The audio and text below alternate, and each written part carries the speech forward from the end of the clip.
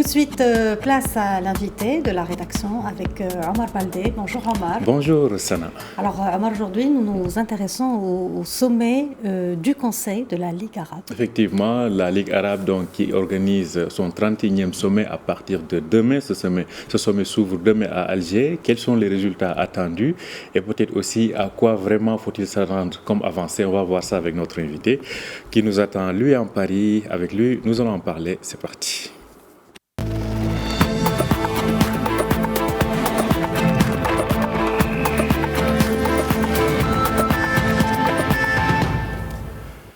Bonjour et bienvenue sur Médian TV. C'est un sommet qui fait déjà beaucoup parler de lui avant même son démarrage demain, mardi 1er novembre. Les dirigeants des pays membres de la Ligue arabe se réunissent en effet pour faire le point sur les dossiers de l'heure. Après une réunion préparatoire des ministres des Affaires étrangères qui a démarré sous tension, un consensus a finalement été trouvé sur l'ensemble des points inscrits à l'ordre du jour selon la Ligue arabe. À quel résultat faudrait-il s'attendre à l'issue de ce sommet? Nous en parlons avec notre invité. Il s'agit de Moustapha Tossa.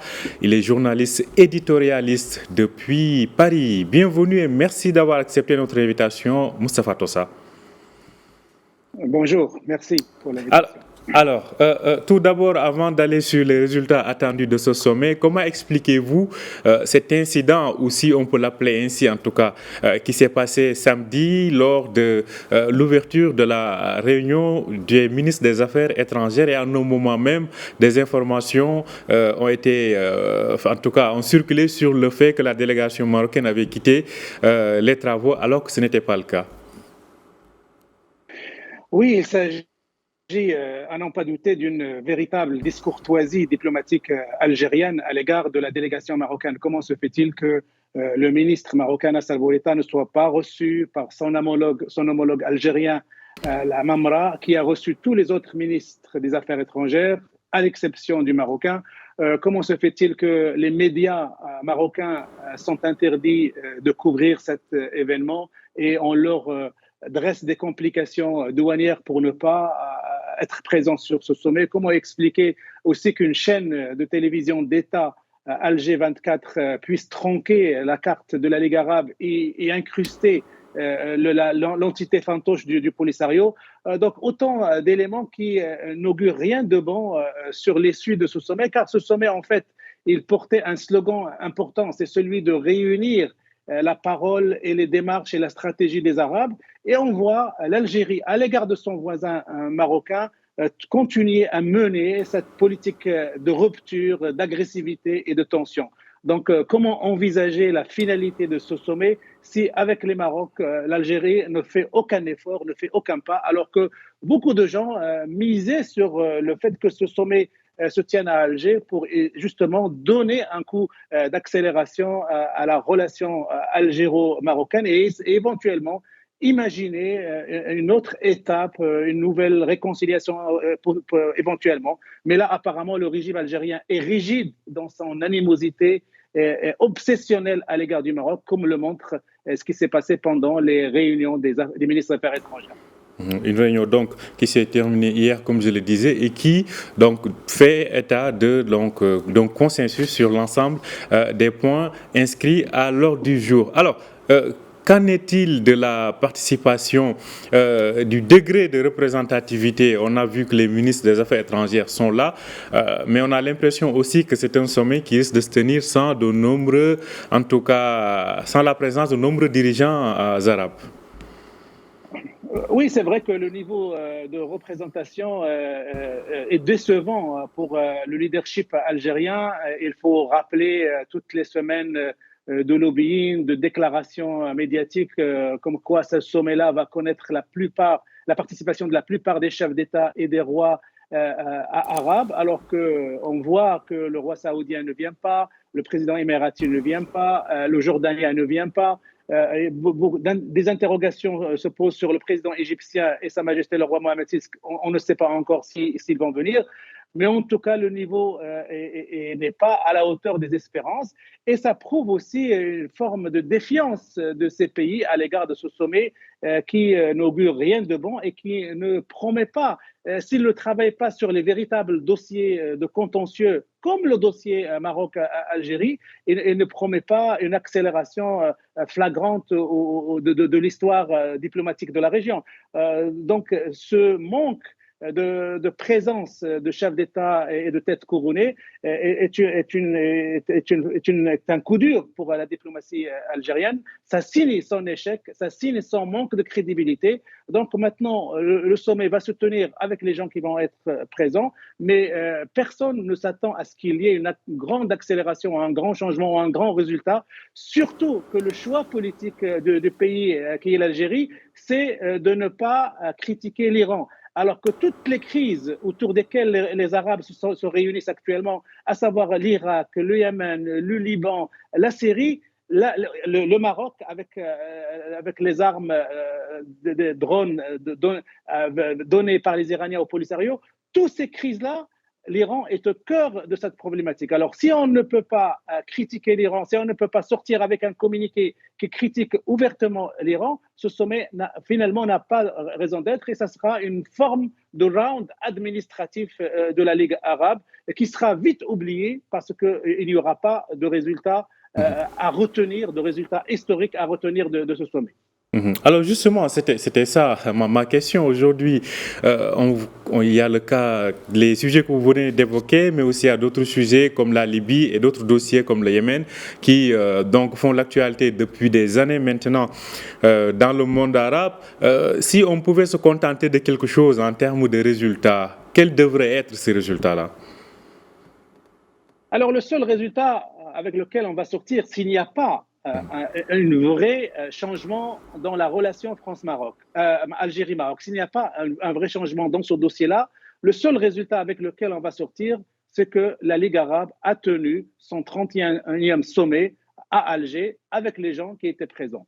Moi, je n'anticipe aucun résultat. Alors, la diplomatie algérienne essaie de vendre le projet de réconciliation palestinien qu'elle a parrainé.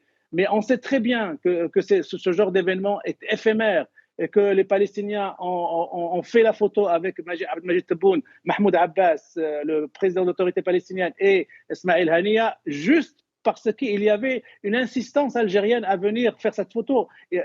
Personne n'imagine une traduction réelle de cette réconciliation sur le terrain. Et en plus, le régime algérien n'a pas la crédibilité nécessaire pour parrainer une telle réconciliation. Ce serait peut-être l'Égypte, le Maroc, les pays de la région, mais l'Algérie est le dernier pays à avoir cette crédibilité pour parrainer une telle réconciliation. Donc, qu'est-ce qui restera comme dossier? Sur le Yémen, on sait que le régime algérien a des sympathies avec les Houthis.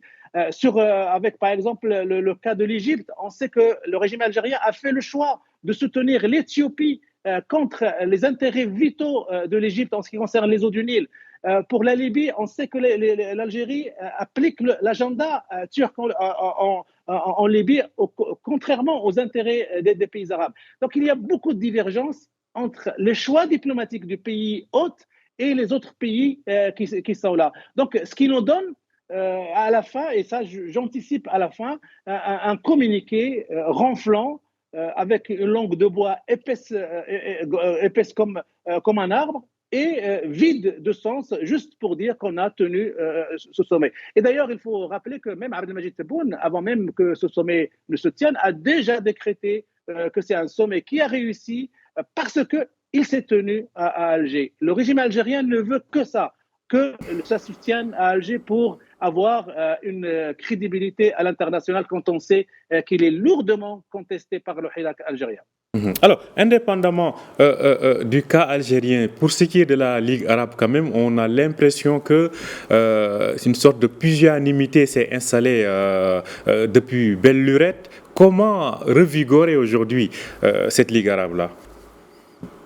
Oui, on sait que parce qu'il y a beaucoup de pays arabes aux agendas différents, aux postures différentes, aux stratégies différentes. Donc, il est connu dans l'histoire de la Ligue arabe que c'est difficile d'avoir des consensus, c'est difficile d'avoir une vision commune à l'égard de tel ou tel conflit.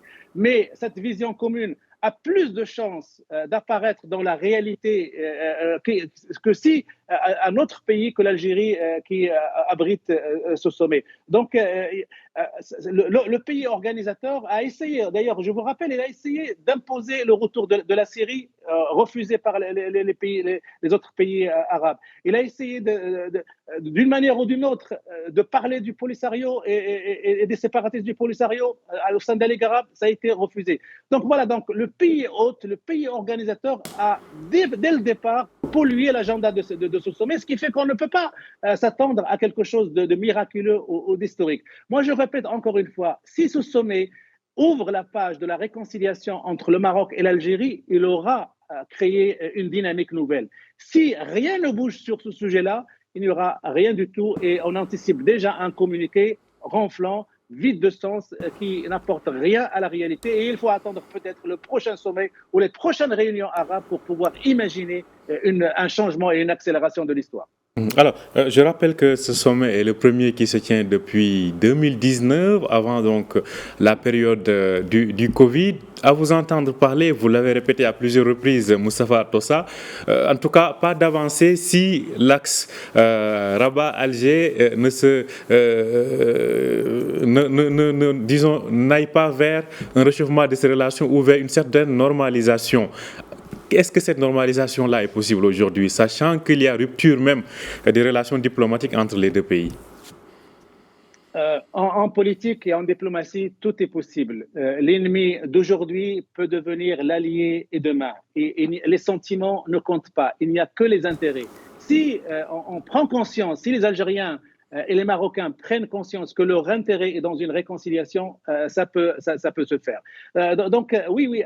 Et pourquoi le dossier Maroc-Algérie est symbolique de ce sommet? C'est parce que ce sommet-là, le slogan principal de ce sommet-là, c'est réunir et réconcilier. Et je veux le dire en arabe pour que ça soit bien compris, c'est l'am shaml. Réunir les gens qui sont en contradiction, en conflit, en discorde. Le sommet du rassemblement.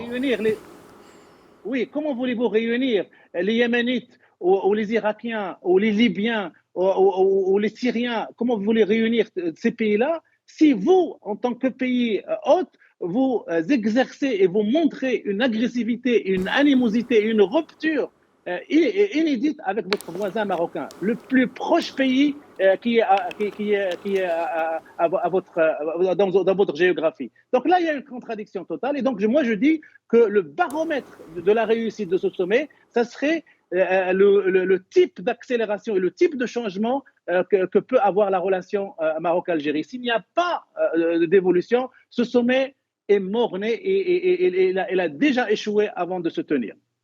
Un sommet donc qui, je le rappelle, s'ouvre donc demain, 1er novembre plutôt, mardi 1er novembre, donc à Alger. Alors, au-delà des questions maghrébines, vous l'avez évoqué tout à l'heure, la cause palestinienne, on parle aujourd'hui en tout cas de différences sur cette question-là. On sait que de façon globale, la Ligue arabe s'aligne derrière en tout cas le dossier palestinien, mais on parle de fissure par rapport à cette force de l'unité arabe. Qu'en pensez-vous réellement, Moustapha Tossa?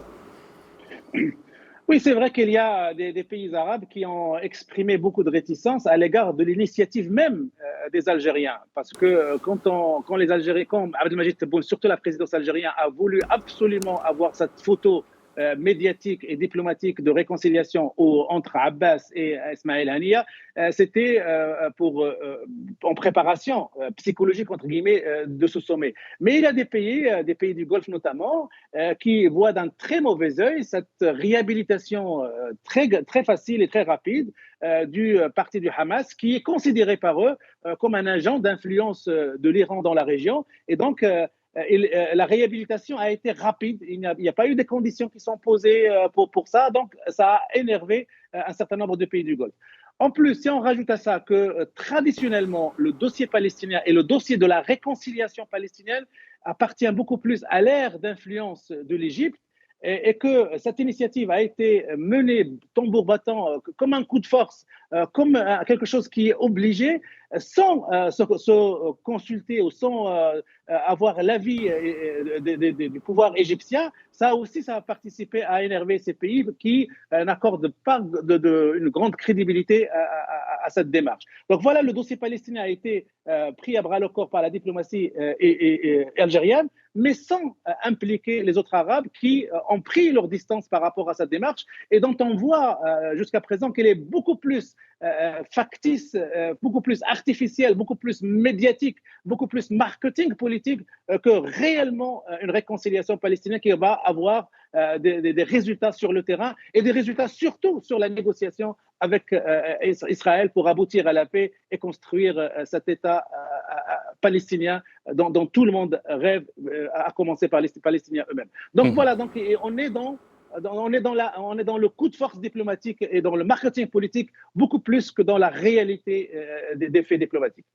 Donc, à suivre à partir de demain, comme je le disais depuis tout à l'heure. Une dernière question, c'est quand on voit les pays qui constituent aujourd'hui la Ligue arabe, bon, chaque groupe de pays fait partie d'une aire géographique. Globalement, quand on prend le Conseil de coopération du Golfe et la Ligue arabe, on a l'impression que quand même, presque tout se décide là-bas dans une certaine mesure. Comment parvenir à un certain équilibre d'influence entre les différents pays membres donc de la Ligue arabe? En fait, Omar, il faut penser la Ligue arabe comme une coagulation de forces régionales et bien sûr, chaque force régionale, en fonction de son poids économique, en fonction de son poids géographique, démographique et politique, a de l'influence sur la Ligue arabe. Et d'ailleurs, ce n'est pas propre à la Ligue arabe. Vous voyez l'Union européenne. Quand vous avez des pays qui sont au sein de l'Union européenne, l'Allemagne n'a pas le même poids que l'Italie ou que le Danemark, par exemple. L'Allemagne, parce que l'Allemagne, c'est toujours une économie importante. Le moteur franco-allemand, c'est celui qui mène la dynamique européenne. Donc, c'est tout à fait normal qu'au sein de la Ligue arabe, que ce regroupement qui est déjà homogène, politiquement homogène, comme le Conseil de coopération du Golfe, puisse avoir son mot à dire et puisse peser lourdement sur les décisions présentes et à venir. C'est tout à fait dans la normalité des organisations régionales. Merci à vous, Moustapha Tossa. Je rappelle que vous êtes journaliste éditorialiste. Vous nous parliez depuis Paris sur ce sommet de la Ligue arabe qui s'ouvre donc demain à Alger. Merci encore une fois d'avoir accepté notre invitation, Moustapha Tossa. Merci. Merci à vous aussi de nous avoir suivis. Je rappelle que vous pouvez retrouver cet entretien sur notre site www.medianews.com. Bonne journée, bonne suite de programme sur Médien TV.